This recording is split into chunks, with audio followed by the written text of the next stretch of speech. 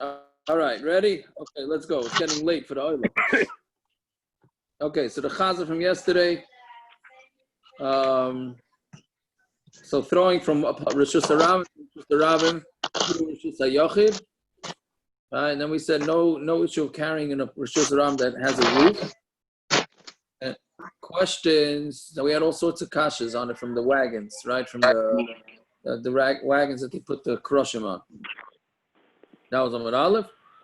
And then we had a machlokes if the tops of the pillars of the krushim were tapered or not, or were they just square straight up and down.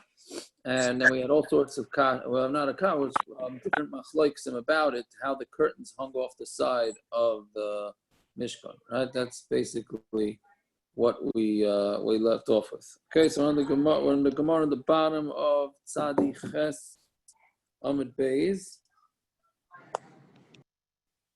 I realized I stopped like one sentence too early. The second line up, Tana Dvei Rabbi Shmuel.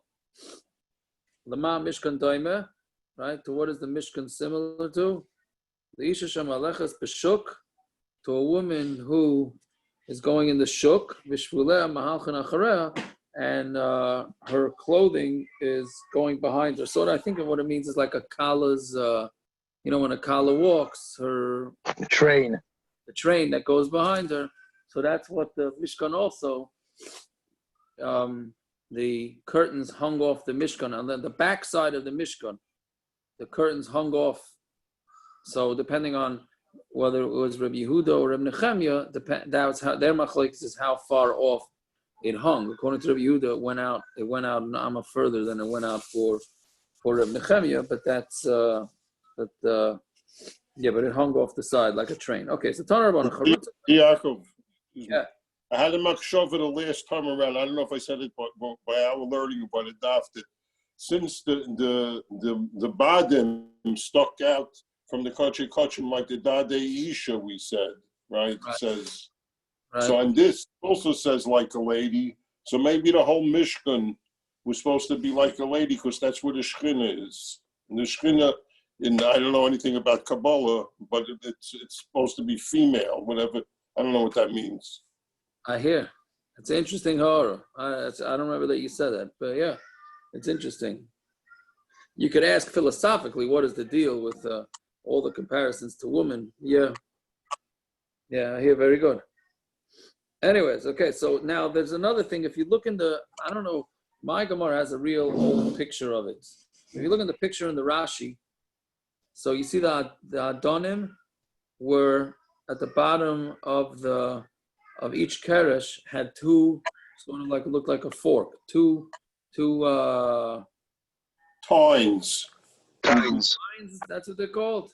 From the fork, it's called tines. Yeah. Okay, so the two things sticking out, right? That went into it had a base, sort of like, again, I guess Lego is the way to the way I understand it, right? So it had a base, and each base had two holes in it, and each one of the krushim had two, like what you saw, tines or whatever, two things sticking out, and it fit perfectly in there like a glove, right? Into the Adonim, right?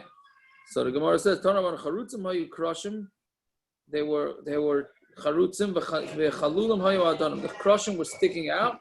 The chalulim hayu Adonim. The Adonim had hollow openings in order for it to go into.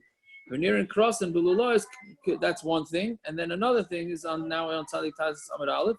Veneer and cross and belulois kekachavim berakia.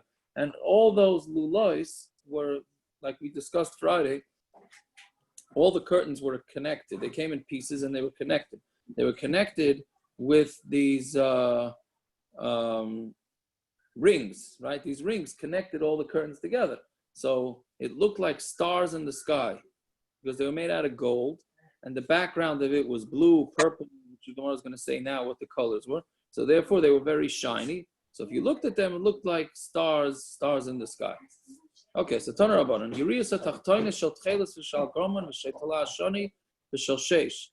The Yiriyas Tachtonis, meaning the lower level of the curtains that covered over the Mishkan, was made out of Tchelis, is blue, and Argoman is purple, V'Toila Hashani. Bishel sheish, right? The usual fancy colors, whatever different shades they are. And the elyonos shel ma'ase izin, and the elyonos were made out of goat hair. And it was a much bigger chachma. It was much more. It took a lot more talent to make the upper one, which was from the goat hair, from what it was done to make the bottom ones. Each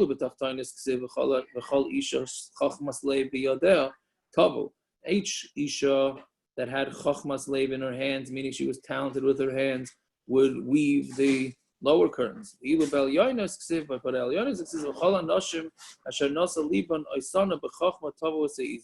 and all women that were able to nasa liban is a lashon Rashi says is more than chachma.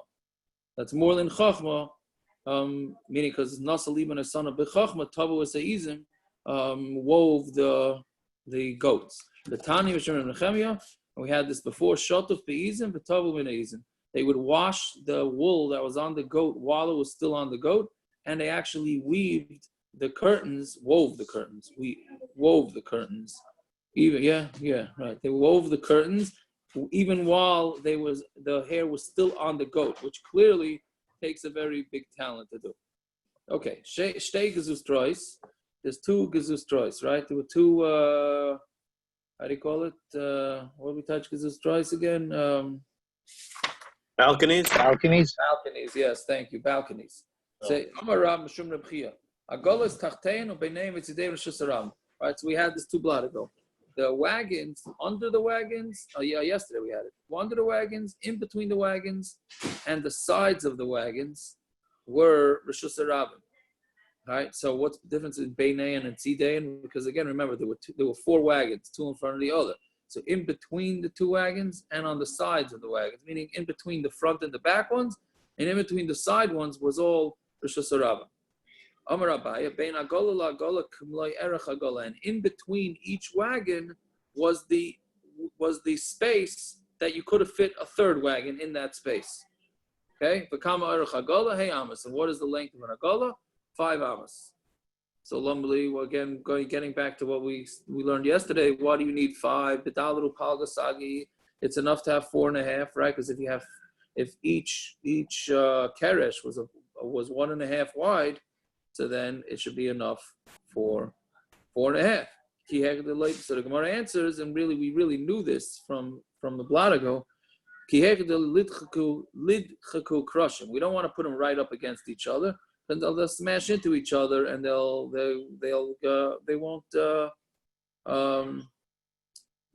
won't survive it. Meaning they won't be as smooth. So therefore, you want to put a little bit of space. So that little space took 5 amas. Fine. The sides of the agola was like the width of an agola. Now, what it means here with the sides, the way Rashi learns it, is because they had wheels on it. Right. For those that have art school, they have a good picture of it. I went to look it up in Yeshiva Rockaway today. Right. The wheels. Now, when it says tzidei agola, it's the sides of the agola. If anybody has a picture, if they wanna post it or share it or whatever, can I see it? Yeah, that actually looks, I think, a little different than art scrolls, to be sure. Right. Slightly different. Yeah. It's a little different, right? Mm-hmm. Okay. By the way, Tosfos goes to town against Rashi. 1 second. Yeah, okay, that's right. What was the other one? You were showing Tosfos's? I think that was what it was. Yeah, that was Tosfos. The first one I showed you was Tosfos. Oh, yeah, okay. So yeah, Tosfos to the left. Lama Li, Mamish, I don't think it's Shaykh to ask more questions on a Rashi than this Tosfos. Right? The Tosfos Lama Li. Well, okay, we'll get to it in a second. We'll do it a little bit. But either way, so we're saying now the amount of space in between the wagon and the wheels, right? The wheels were off. The wheels are not like in a car where the wheels are under the wagon. The wheels were off to the side of the wagon. So the amount of space in between the wagon and the wheels was the width of the actual wagon. Okay? So Amar Rabba, Tzidei Agola, the sides of the wagon, Kamaloi Rochav Agola was like the width of the wagon. The Kama Rochav Agola, how much was the width of the wagon? Shtei Amas Umechza, it was 2.5 amas. Okay? So the width of the wagon was 2.5 amos, right? So then that means that the width between the wagon and the wheels was also 2.5. Yaakov, excuse So me. make it 1.25 on each side. Yeah. Oh yeah. Okay, fine. Together on That each was what side. you were going to say? Yeah. That was what you were going to say? Yeah. Yeah, I it's have 1.25 on each side of. other daf. Oh, very good. Okay, good. Right, it's 1.25 on each side of the wagon. So 1.25 makes 2.5. So again, the wood part of the wagon was 2.5, and then the space between the wagon and the wheels was another 2.5, 1.25 on each side. So now the Gemara asks, why do you need 2.5 amos on the wagon? But amsul palgasagya, it should be enough 1.5. Kihechi, so Gemara says kihechi the loylidu crushim, because so that the crushim wouldn't fall off. Okay, so he's basically saying, why do you need to be 2.5 if you're laying the crushim across it? So 1.5 should be enough to act as a base. Now the obvious question on this is if the whole wagon is only 1.5, how can something 1.5 hold a keresh that's 10? Right? Something 1.5, even 2.5. How can something 2.5 amos thick have a board on it that are very heavy, right? Rav Henach made the calculations. It came out to like 1,200 pounds each keresh. Something wild, right? So how can that width of 10 sit on something 2.5, much less 1.5, like the Gemara is asking? Right? That's one of Tosfos's big kashas on Rashi, of how can Rashi learn the wagon like that. Okay, so let's finish the Gemara, and then we'll try to explain a little bit of Tosfos from the little that I understand. And on each wagon there was 9 crusher. Correct. You're right. So it's not shayach. It's very shver the way Rashi explains. It was 12 on each. There's 4 wagons. 12 4 wagons. No, there were 6 wagons, 4 wagons. For crushing. 4 were used for 4 wagons. 4 wagons and 48 crushing. 4 wagons. Yeah, it's 4 wagons. Yeah. So, anyways, Ella the Kaimalon. Now, this, by the way, this next few lines, just to be yaitz. Right. There were 6 wagons. 4 of them held crushing. The other 2 held other things. Oh, you mean you're talking about stam? The 4 wagons that held the crushing. Yeah. What do you call it? This is not important so much. We haven't had an important in a couple of blocks, but this is a yisoid, right? Because Reshus Harabim, we know that a Reshus Harabim is 16 amos wide, right? And it's based on the wagons, right? So Elo the Kaimelon Reshus Harabim Sheish Esrei Amo, that in order for a road to be considered Reshus Harabim, it needs to be 16 amos wide, which is approximately between 24 and 32 feet. Right? Ananda Gamrina Lami Mishkan, because we learned it out from the Mishkan. The Mishkan Chamesrei Hava. Right? The Mishkan, make a cheshbon, right? There were 2 wagons, which each one was 5 amos together with the wheels. Right? And then in between each wagon was 5 amos. Right? So therefore that's 15 amos, not 16 amos. So why does Reshus Harabim have 16 amos? Where does that extra amma come from? Right? So Gemara answers, Amsa Yisera Hava, no, they left 1 more amma of space in between. To have a Koi Ben Levi, a Ben Levi went in between. They had like a runner that went along the wagons. The Chimishtalfi Krushim have a Nakadlu. Right? He must have been some strong Ben Levi. But if one of the Krushim like started falling off the wagon, he would run there and he would hold on to it. So therefore they put 1 more amma. So again, each wagon is 5 amos wide. In between the wagons is 5 amos. And if he made a mistake, he would die. That's a very. But remember, about a high risk job. But the Bnei Levi you said we learned a few blot ago were very big guys. Right, that's true. They were big guys. Yeah, but if I was a Levi, I think I would take the singing part personally. Right.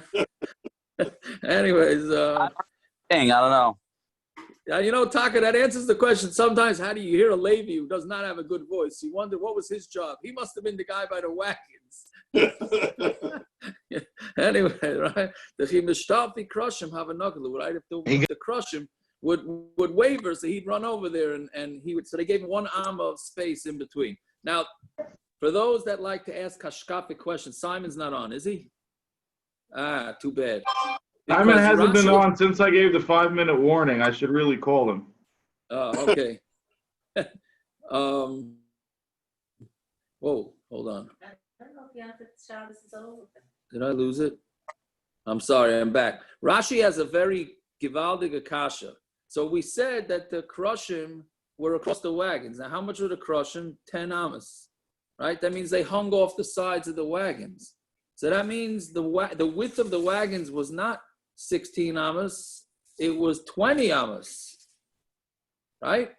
It was 20 amas, right? Again, you had 2 wagons, right? Well, 4 wagons, but let's just take 2. Side by side, each one had krushim laying across of 10 amas, right? So that means the wagons really had a space of 20 amas plus another amma for the Levi.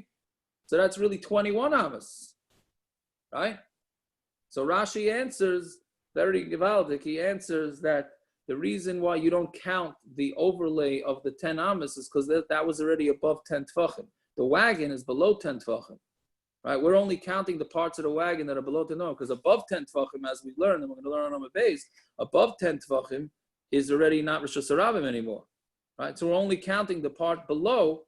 So below, even though the part below was also a width of 20 amas, but it didn't have to be, right? So the part above is not. We're not counting.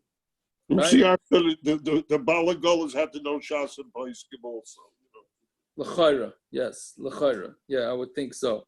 So if you look in the Tosfos, where does he say his pshat?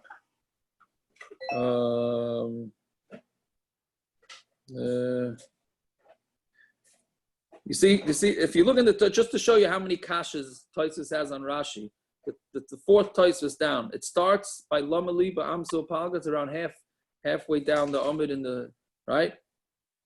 And Nira Rabbeinu Tam, he finally says his pshat 3 wide lines down. Till there are all kashas on Rashi. Yeah. So he says, Rav Nira Rabbeinu Tam, Sheshtei Agolis Hayu Mechubaros Yachad. These 2 wagons were actually connected to each other.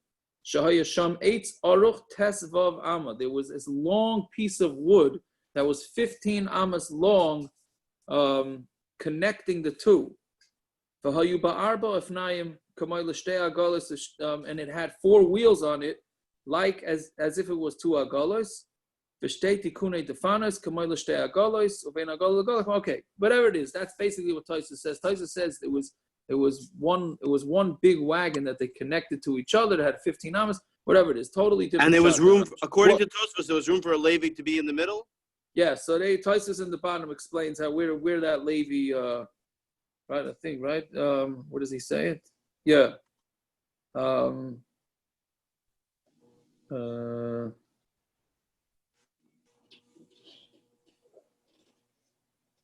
You're right. So Tosfos in the next Tosfos, I'm sorry, says it was on the Tzad HaGola.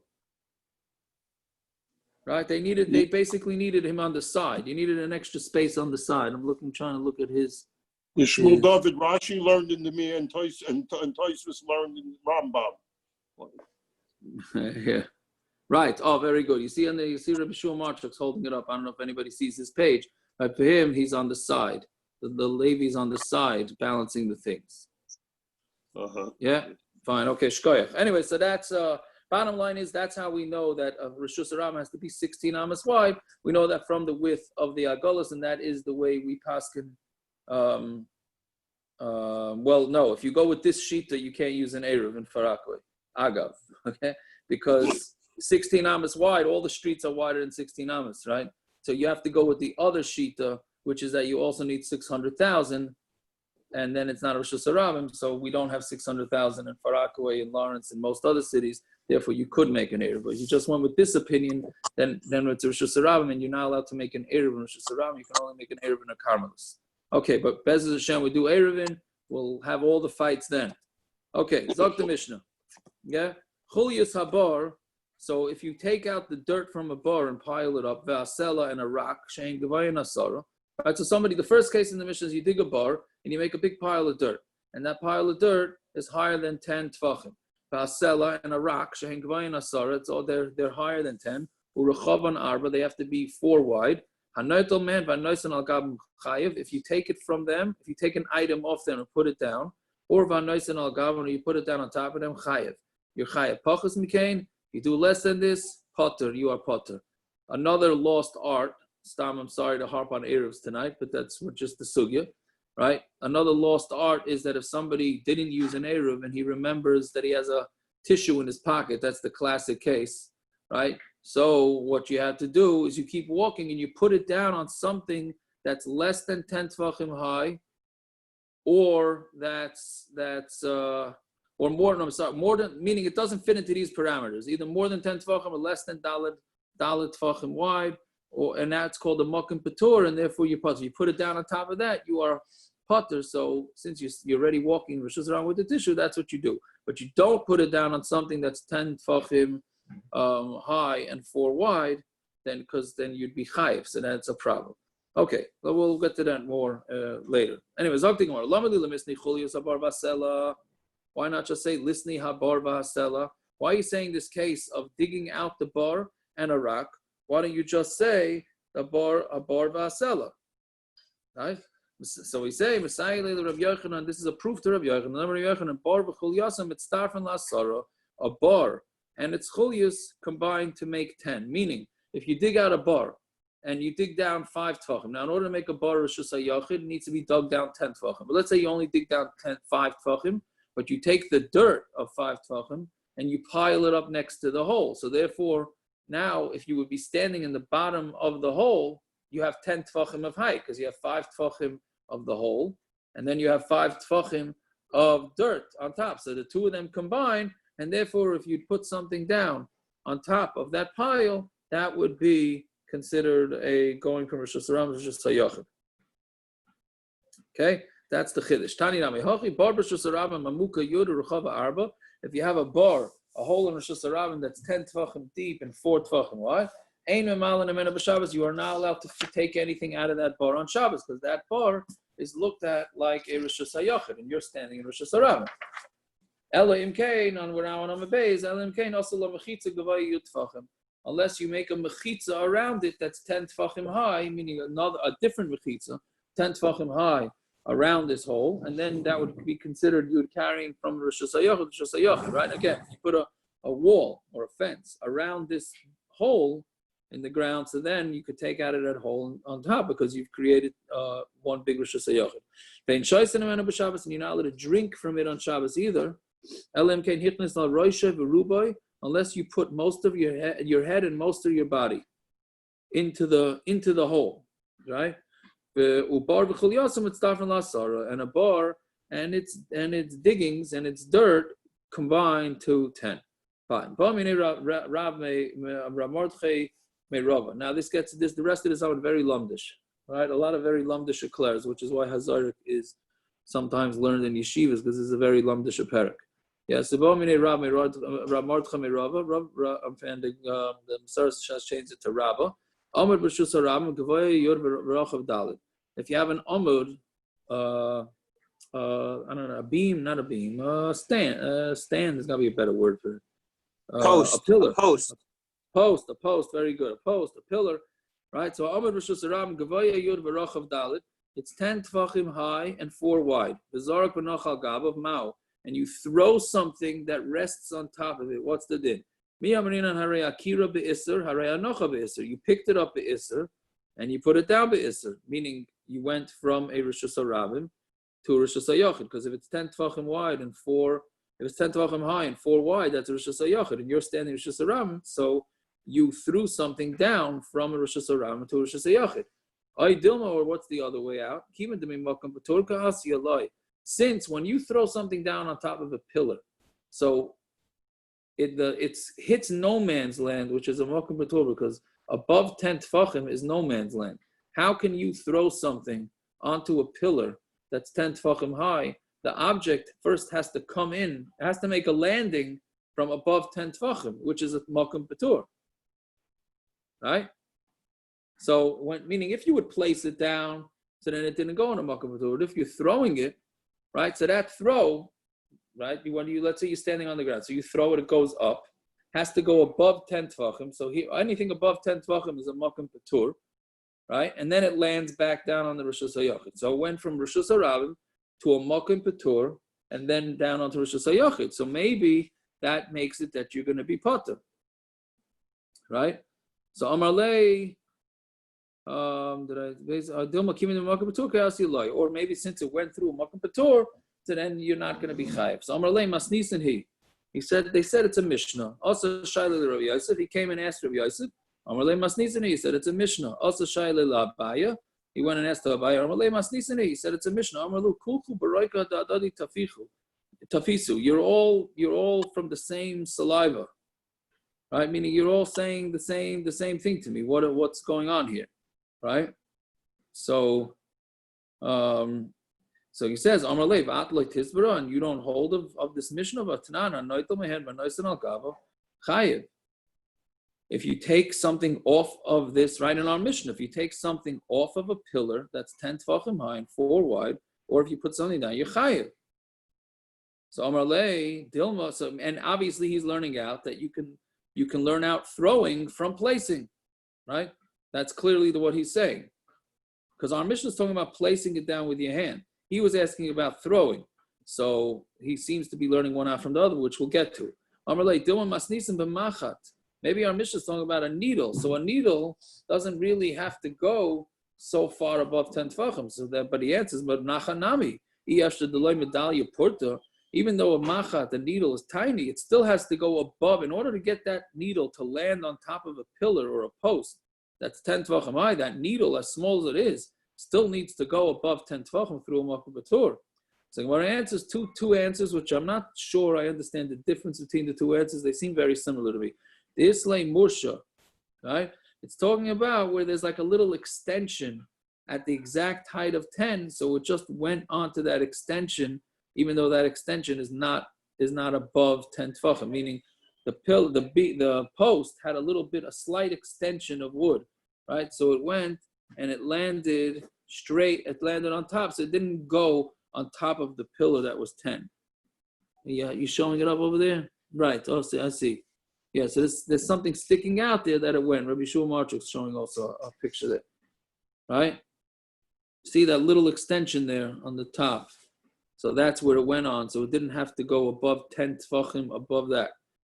Okay, that's one. Inami, the Ramya B'charitza, or there was a little bit of an indentation in the top of the beam, or not the beam. What do you call it? A post. Right? It was a slight indentation where the needle went that way. It didn't have to go above 10, meaning it's sort of like, since there's an indentation, let's say this will be the indentation, right? It went, yeah, you see it? It's hard. It's a little hard for me to see, but it was a little.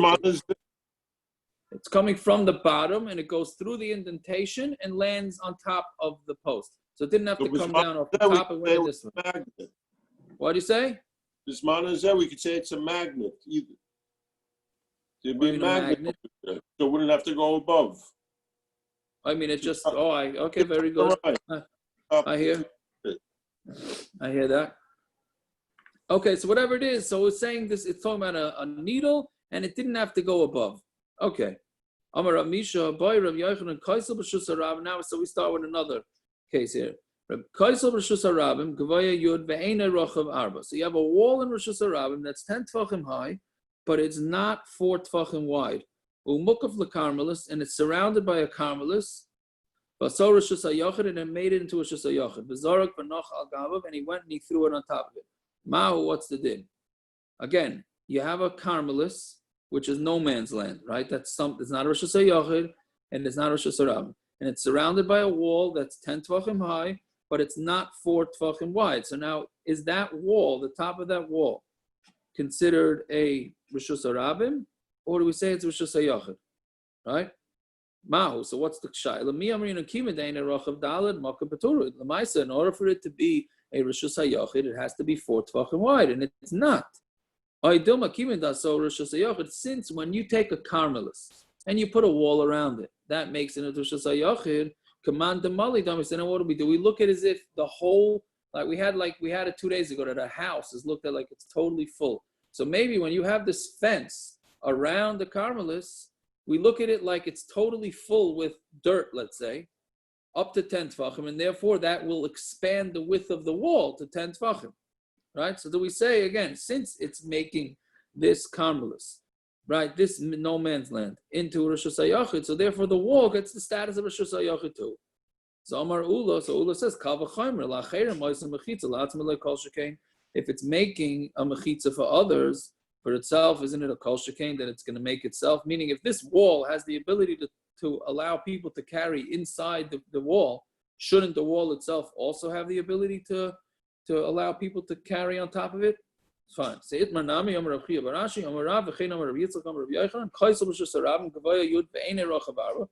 you have a wall in Reshus Harabim that's 10 high and it's not 4 wide, karmelis, and it surrounds a karmelis, and you made it into Reshus hayachid, azarik v'noch al gabav chayiv. If you throw something and you put it down on top of it, it's chayiv. Why? It was Reshus Harabim, so and it didn't have 4 wide. If it's making a mechitza for others, but for people inside the wall, so of course for itself it's going to be Reshus hayachid. Fine. So by Rav Yochanan, another similar case. Bar tisha, you have a hole that's 9 tefachim deep. Va'akar mimenu chulya.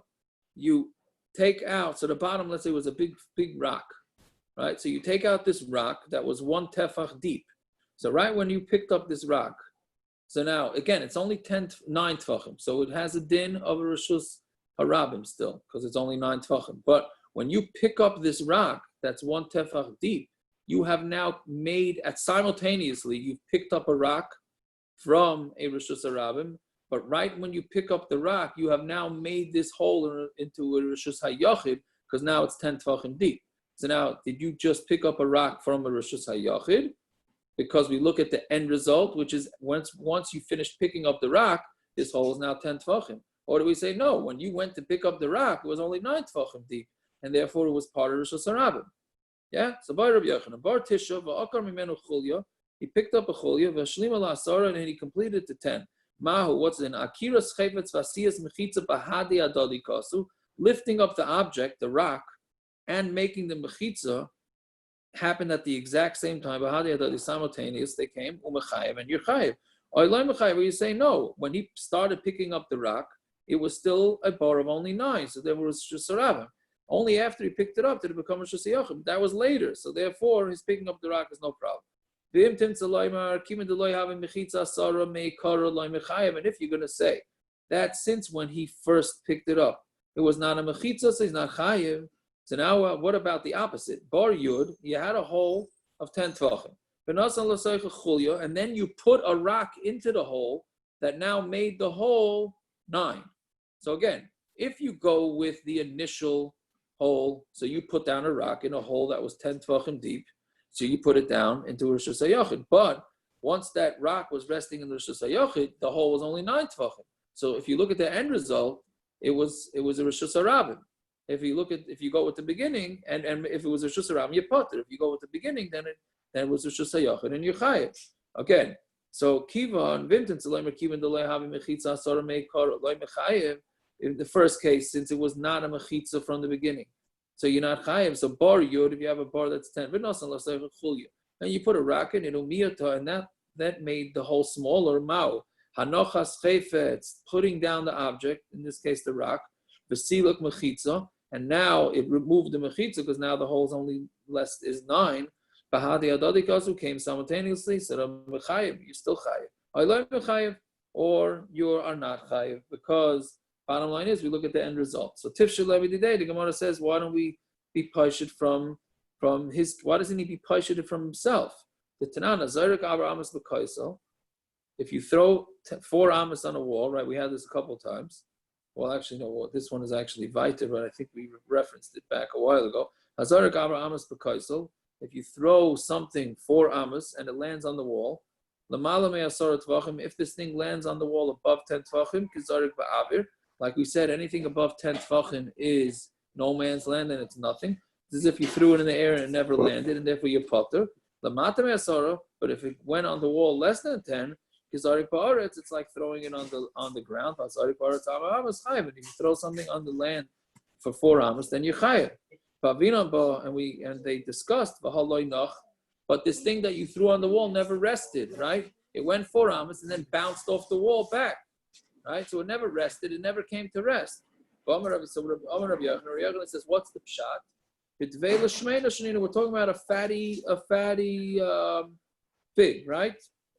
That stuck to the wall, so it didn't bounce off. It stuck to the wall. So then they say, if you threw, the wall was exactly 4 amos away, right? And we're saying you threw this dry date or fig, whatever it was, that stuck to the wall. So now the end result is that between the thrower and the wall, and now that he stuck a dry date there, is less than 4 amos, because it was exactly 4 amos when he threw it, right? So, but now, if you look at the end result, it's less than 4 amos, because the dry date has some sort of thickness to it. So therefore, he never really, if you judge it from the top of the date, he didn't throw it 4 amos, right? So why don't you just say that clearly we don't care about the end result? We look at the way it happened from the beginning, right? And when this date hit the wall, it went 4 amos, even though the end result is that it did not ultimately go 4 amos. Right? So why don't we prove here the same thing, that when you put a rock into a hole that was 10 tefachim, even though the end result was that it was 9 tefachim, we still look at it like you threw it into something that's 10 tefachim. So our answer is now hasam loy mevatale. Over there, by the date, he wasn't mevatale. He plans on taking this date off the wall. Right? He's not leaving it there for the rest of his life. But hacha mevatale. But here, you put the rock into the ditch, into the hole. You plan on leaving it there always. So the end result was not 9 tefachim. So maybe you look at it like at the end result. Fine. So boy Rava asked the shaila. Again, a similar shaila to this. Boy Rava zorak daf. If you threw a daf means a board, right? Parrots.